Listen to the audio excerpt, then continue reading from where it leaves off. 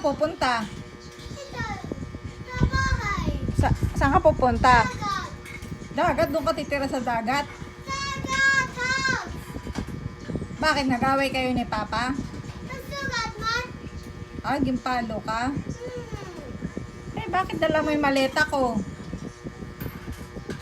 Bakit dala mo yung bag na yan, yung maleta? Ayan. Saan ka pupunta? Ito, Japan. Sa Japan? Wala yun nun.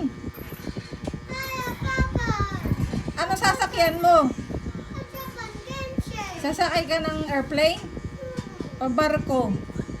Ayan. Airplane o barko? Apoy. Ah, wow, sosyal. Pagbaloto nala. Ayan. Hindi nga ni pagbaktas, maglakad ka papunta doon. Japan. Saan ka titira sa Japan? Apoy, Genshin. Saan ka titira sa Japan? Dito. Kanay? Kanay? Dagat house. Sa dagat ka titira?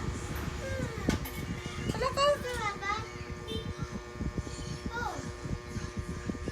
Iyo. Oh, may kurti-kurti pa tong nalalaman. Nag-aaway na naman tong mag-ama na to.